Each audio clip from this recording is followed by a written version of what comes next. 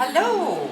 So it is lunchtime in the Posey household, and because of everything that's going on in the world, you can see my husband in the background here making himself some homemade hummus. So I think probably I need to do a video on that at some point because that is super easy. But I decided, because we had some carrots that needed using up, that I was going to make some carrot and coriander soup. So I'll talk you through that. Now this is all going to be a bit making it up on the fly because I've never really made it before, but you know, carrot, coriander, how hard can it be? So we'll do it together.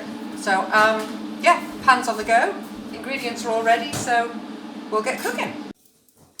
Okay, so the oil I am using, let's just put the lights on. Oil I'm using for this is actually some coconut oil. Seemed appropriate for the type of soup that I was making. Now obviously coconut oil is high in saturated fat, so some of you might want to think twice about using it. If you do have issues with your cholesterol numbers, the evidence around coconut oil is quite mixed. Being saturated, most practitioners would suggest you want to keep away from it. It doesn't shift your overall cholesterol numbers that much. But in some studies it has been shown to increase your levels of HDL cholesterol, which, as some of you might be aware, that is the so-called good cholesterol. So there could be some benefits, but it's still, you know, most of the conventional advice is very much around avoid saturated fats, full stop, if you've got issues with your cholesterol. So maybe you want to have a conversation about with your professional. So let's just stick some onions in there because that oil is getting a bit hot. So let's take the temperature down a little bit.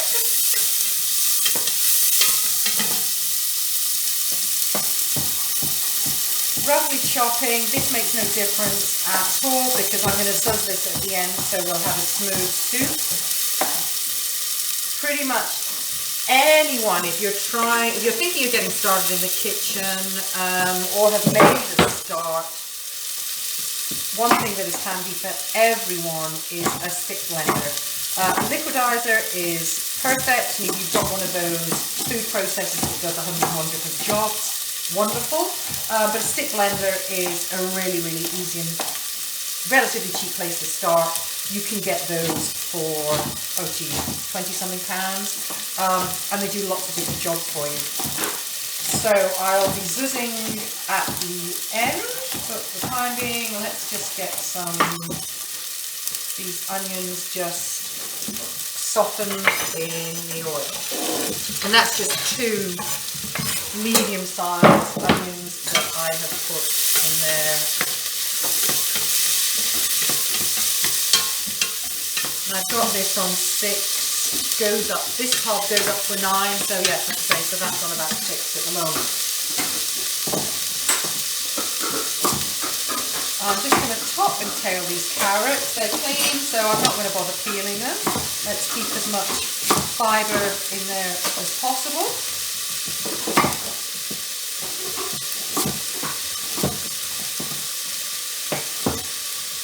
As far as the carrots are concerned, the only thing you have to think about really is how long do I want to wait before this is cooked, because obviously the carrots are going to take a wee while if you leave them massively chunky.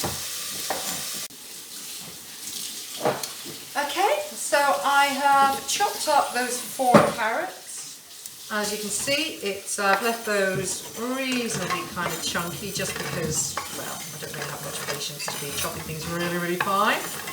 And I don't have the nice skills either, to be perfectly frank. So let's just chuck those in the pan. I've also put some garlic flakes in there, about a teaspoon worth, so equivalent if you've got fresh garlic. I've got 2 of these big chilies. These aren't particularly hot, so I'm not particularly concerned about using 2 of them. Again, split those down the middle.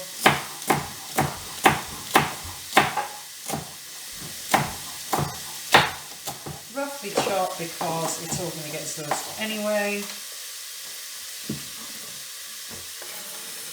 then go straight in.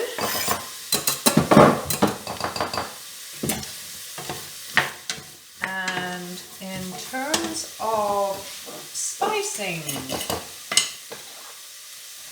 turmeric, just because, lovely colour, it's really going to boost the vibrancy of that. Coriander, this is ground coriander, so I'm going to start with, say, a teaspoon of that. I've also got some coriander seeds in the house, so I've taken about a teaspoon of those, chuck them in the pestle and mortar, and they can just go in as well. No real reason, to be honest, using both, just for the fact, other than the fact that I've got them in. So let's just stir those around.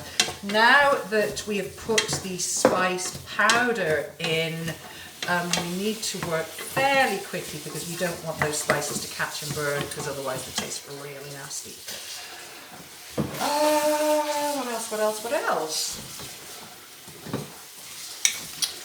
Let's get some black pepper in there.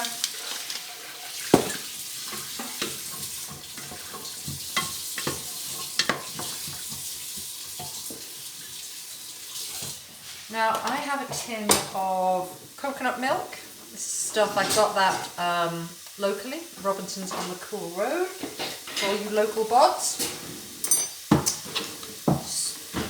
Giving it a shake just because the contents do tend to settle and you can end up with a pretty solid lump of coconut fat on the top of these cans.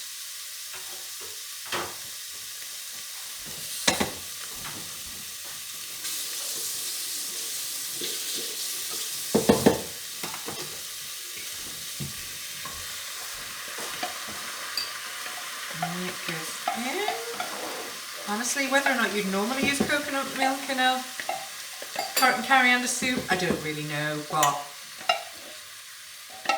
I quite like the taste of coconut milk in soups where I've used spicing, so that's just why it's going in. And I think you can treat an awful lot of cookery like that. If something makes sense, so Indian kind of spicing, like the coriander, etc., and the garlic, if that kind of makes sense for coconut to go with that, and if you like coconut, then chuck it in. As I say, you can use other ingredients in exactly the same way.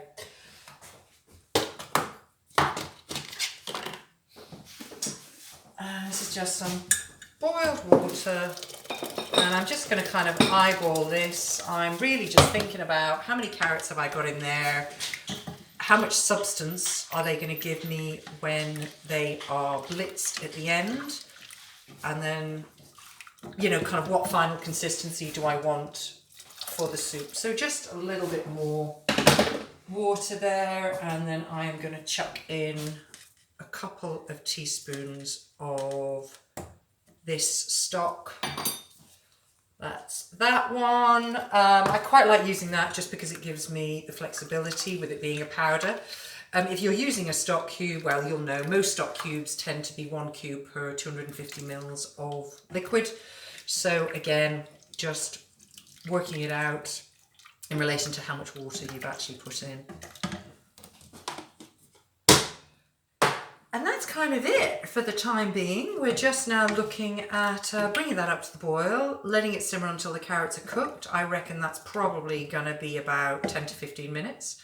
And then we'll come back. So here we are, 13 minutes later. Might be a bit of a random time to have put on the clock, but anyway. The carrots are now softened. So what I'm going to do now is use my stick blender here to give it a bit of a zuzz. Now I'm going to take it off the heat, put it on a tea towel, which will stop it slipping around. So it's probably going to go out of shot just for 2 seconds. And that's all just for safety reasons, and give it a bit of a blitz. So apologies for the noise.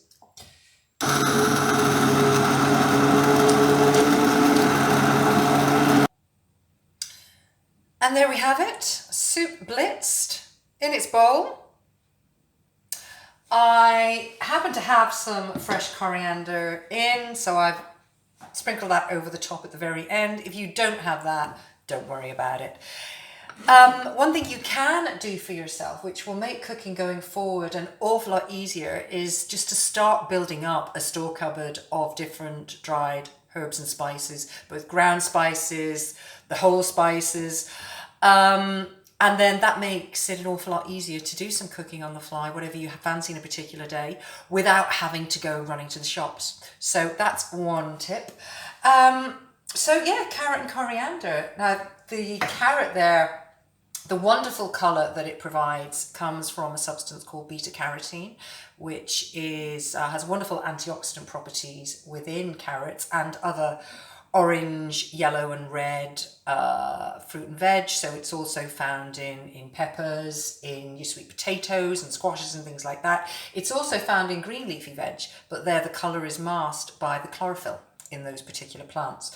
But yeah, beta carotene, wonderful antioxidant properties in the body, and we also convert the beta carotene into vitamin A, which does lots of amazing things for us, not least in these troubling times. It helps support a healthy immune system response. So one good reason to enjoy some carrot and coriander soup. So yeah, give it a go. As you've seen, it's very, very quick to make. If you enjoy it, then please comment, and hit subscribe on the channel. Thanks very much, guys, and I'll see you soon.